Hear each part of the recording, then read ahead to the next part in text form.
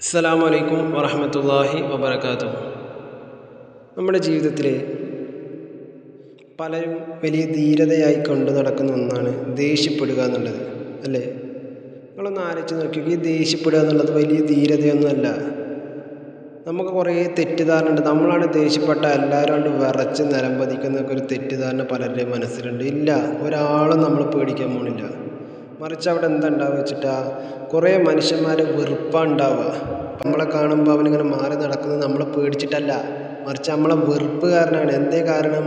നീ ദേഷ്യപ്പെട്ടതോടുകൂടി ആ സ്നേഹിച്ച മനസ്സിലടക്കം നിന്നെക്കുറിച്ച് വെറുപ്പ് അവർക്കുണ്ടായി. അതുകൊണ്ടാണ് അവർ മാറി നടക്കുന്നത്. മാത്രമല്ലേ, ഈ ദേഷ്യപ്പെടുന്ന ആൾക്കാർക്ക് ഒരു കാര്യം മനസ്സിലാക്കേണ്ട, അത് നിങ്ങളുടെ വലിയ ബുദ്ധിയല്ല, നിങ്ങൾക്ക് ബുദ്ധിയില്ല എന്നുള്ളതിന് തെളിവാണത്.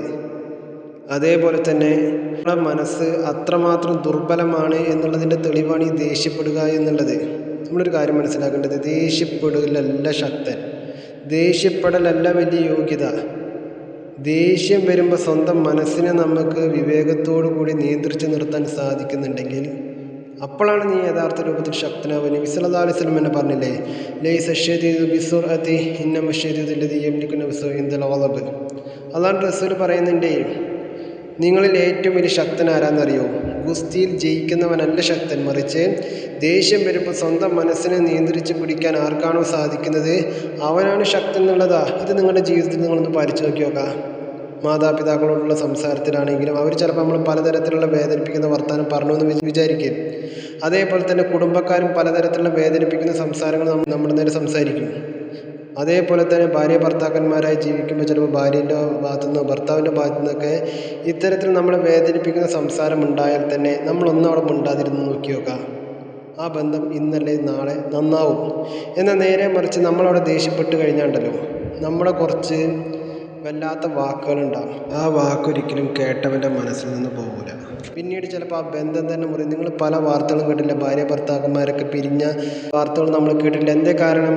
അവർക്കിടയിൽ ഈ സംസാരം അവർ നന്നാക്കിയില്ല എന്നുള്ളതാണ്. അല്ലാഹു റസൂൽ പറഞ്ഞ പോലെ നീ ദേഷ്യം വരുമ്പോൾ ഒന്നും മിണ്ടാതിരിക്കുക. അങ്ങനെ മിണ്ടാതിരുന്നു കഴിഞ്ഞാൽ സുന്ദരമാകുന്ന ആ ബന്ധം നിങ്ങൾക്ക് എന്നും ഉണ്ടാവും.